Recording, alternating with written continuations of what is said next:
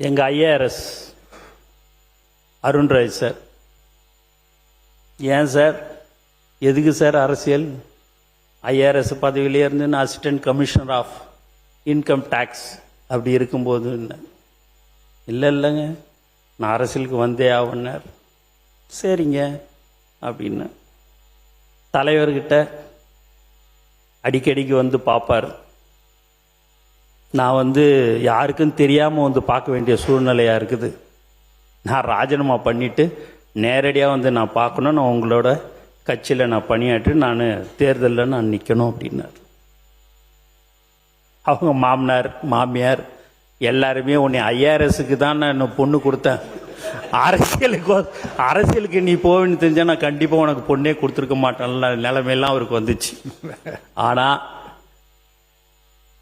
தலைவர் ஒன்று தான் சொன்னார், அந்த ஐஆர்எஸ் பதவியோட நீங்கள் நம்மளுடைய கட்சியில் ஒரு நல்ல இடத்துக்கு நல்ல பதவிக்கு வருவீங்க, பயப்படாமல் தேர்தலில் நில்லுங்க, ரிசைன் பண்ணிட்டு வாங்கன்னு சொல்லக்கூடிய ஒரு தலைவர் தான் எங்கள் தலைவர் தளபதி. அந்த நம்பிக்கை எனக்கும் அந்த நம்பிக்கை இருந்தாலும் அவருடைய வில் பவர், எதையும் சாதிக்க முடியும்.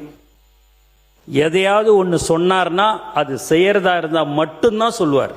இல்லைன்னா நீங்கள் எப்படி சொன்னாலும் சரி அதை செய்ய முடியாது இருக்குதுன்னா கண்டிப்பாக அவர் அதை சொல்லவே மாட்டார்.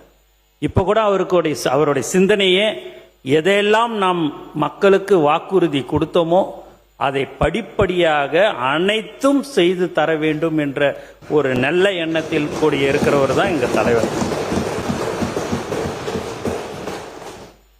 அதுமாரி எங்கள் ராஜ்மோகன் அண்ணன் பேசியே எங்கள் அண்ணன் இன்னைக்கு அமைச்சர் ஆயிட்டார்.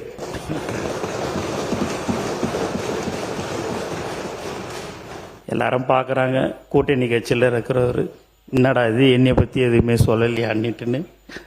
அதெல்லாம் விஸ்வநாத அண்ணனும் சரி, நானாவும் சரி, டூரிசம் மினிஸ்டரும் சரி, விசிகேலேருந்து இருக்கிற அண்ணனும் சரி, எல்லாமே எங்களுக்கு உண்மையாகவே எங்கள் தலைவருக்கு ஒரு உண்மையானவர்கள் எல்லோரும் எங்களுடன் இருக்கிறார்கள் என்பதை இந்த நேரத்தில் தெரிவிச்சுக்கிறோம்.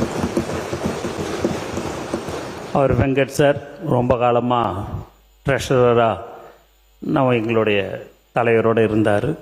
இன்றைக்கி அவருக்கும் இன்றைக்கி சீட்டு கொடுத்து இன்றைக்கி ஒரு சட்டமன்ற உறுப்பினராக இருக்கிறாரு. இங்கே இருக்கிற பின்னாடி அமைச்சர்கள் எல்லாருமே நீங்கள் பார்த்தீங்கன்னா எல்லாருமே ரசிகர் மன்றத்திலேருந்து தான் நாங்கள் எல்லாமே வந்தோம். ரசிகர் மன்றம் இருந்து நற்பணி மன்றம் எல்லாமே 28-29 வருஷமாக இருந்தோம். அதனால தான் நான் சொன்னேன், ஒருத்தவங்களை கூட யாருமே இப்படியும் இழுக்க முடியாது அப்படியும் இழுக்க முடியாது. எந்த இடம்னு பார்த்தா தலைவர் தளபதின்றது மட்டும் அவர் கூடயே தான் வாழ்நாள் முழுவதும் சாகும் வரை தலைவர் தளபதி கூட தான் நாங்கள் எல்லோரும் இருப்போம்.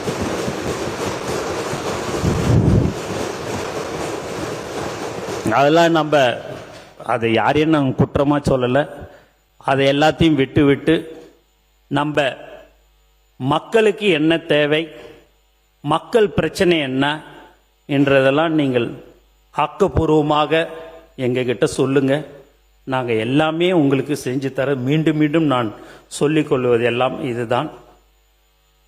ஏன் அப்படின்னு பார்த்தீங்க அப்படின்னா, திடீர்னு ஒரு நாள் இன்னைக்கு இவங்ககிட்ட பேசுனாங்க, அவங்ககிட்ட பேசுனாங்க, யாருக்கிட்ட என்ன பேசினாலும் சரிதான், ஒருத்தவங்க கூட இந்த பக்கமும் அந்த பக்கமும் வரவே மாட்டாங்க.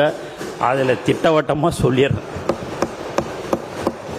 ஏன்னா எல்லாருமே இங்கே நீங்கள் பேசுனதுக்கு குடிநீரை பற்றி இன்னைக்கு எல்லாருமே பேசினாங்க. அம்மா பார்த்தீங்கன்னா ரொம்ப தெளிவாக ரத்தன சுருக்கமாக ரொம்ப அழகாக அவங்க அந்த தருமபுரி மாவட்டத்தில் எங்கெங்கெல்லாம் எப்படி அந்த திட்டங்கள் வரணுன்றதெல்லாமே உண்மையாகவே அவங்க சொன்னாங்க.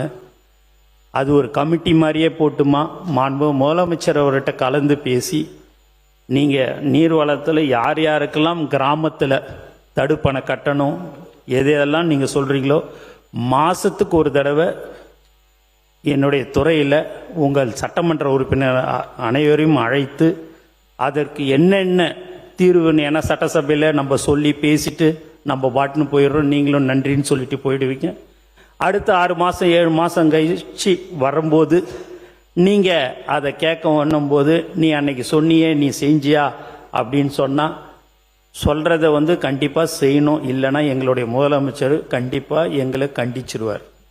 அதனால் நீங்கள் அந்த மாதம் அந்த சட்டமன்ற உறுப்பினர் நாங்கள் அழைக்கிறேன், நீங்கள் அந்த கூட்டத்தில் கலந்துக்குங்க.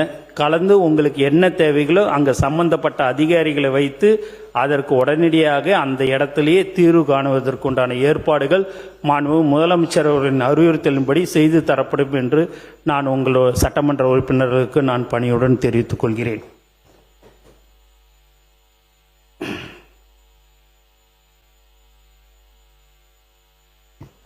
மேலும்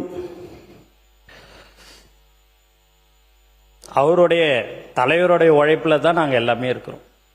அவர் 30-32 வருஷத்துக்கு முன்னாடி கஷ்டப்பட்டு, அவங்க அப்பா கஷ்டப்பட்டார், ஆனால் இவர் தங்கத்தட்டில் வச்சு தான் அவங்க அப்பாவும் அம்மாவும் பார்த்துக்கினாங்க.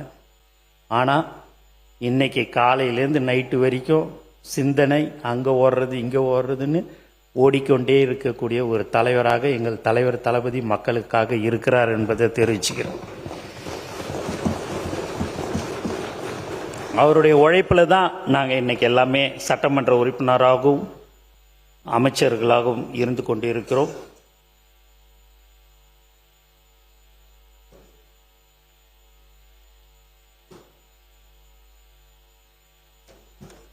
அதனால் இந்த மாதிரியான ஒரு வாய்ப்பை சபாநாயகர் எனக்கு கொடுத்தாரு. சரி, ஏதாவது சொல்லி பெல் அடிப்பாரான்னு பார்த்தேன்.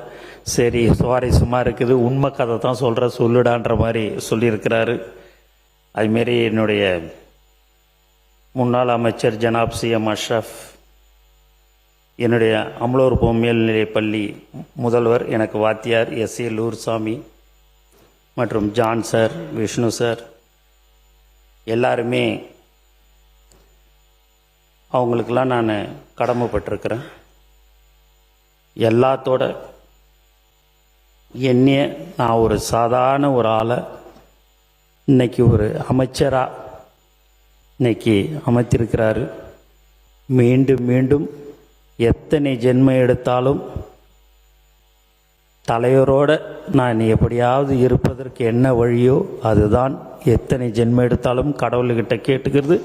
அவர் எங்களுக்கு கடவுள் கொடுத்த வரம் எங்கள் தலைவர் முதலமைச்சர். வாழ்க்கையில் மறக்கவே கூடாது. இந்த மாதிரியான ஒரு நல்ல மனிதர், அமைதியானவர், எந்த ஒரு விஷயத்தை சொன்னாலும் ரொம்ப அழகாக கேட்டுக்கின்னு அது செய்யக்கூடிய ஒரு நல்ல மனிதர் எனக்கு இந்த வாய்ப்பு கொடுத்துருக்கிறாரு. அதனால் நாங்கள் யாரும் மீண்டும் ஒரு முறை நாங்கள் சொல்லிக்கொள்ள ஆசைப்படுகிறோம். நான் யாரையும் குற்றச்சாட்டாகவோ யாருடைய மனதை புண்படுத்தும் முறையோ நான் சொல்லவில்லை. நாங்கள் யாரும் தவறு செய்ய மாட்டோம் என்பதை மீண்டும் மீண்டும் இந்த அவையில் நாங்கள் தெரிவித்துக் கொள்கிறோம். எங்கள் முதலமைச்சர் எங்களை அப்படித்தான் வழிநடத்தியிருக்கிறார் என்பதை தெரிவித்துக்கொண்டு, எனக்கு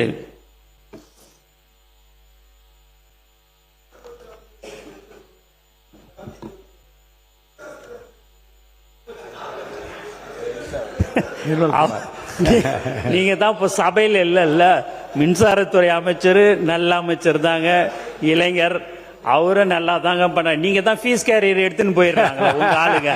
நாங்க என்ன பண்றது? நைட்ல ஒரு வண்டி வச்சுக்கின்னு, ஒரு வேனை வச்சுக்கின்னு, ஜீப்பை வச்சுக்கின்னு அவர் ஜீப்லயே போறாரு. போனா நைட்டு ஏன் கரண்ட் இல்லன்னு உட்காருங்க சார், நீங்க உட்காருங்க. இல்ல நீங்க உங்களையும் அண்ணனை சொன்ன உருக்கமான ஒரு நிகழ்வு. ஆமா, அமைதியா உங்களை சொல்லல, சட்டமன்ற உறுப்பினரை சொல்லல. நீங்க பேசுங்க. ஒரு ஃபீஸ் கேரியரை டக்குன்னு எடுத்துடுறாங்க. அங்க போனா பார்த்தா ஃபீஸ் கேரியரை காணும்னு. அதனால நான் அப்படி சொன்னேன். நீங்க அதை தவறுதலாக எடுத்துக்கொள்ள வேண்டாம்.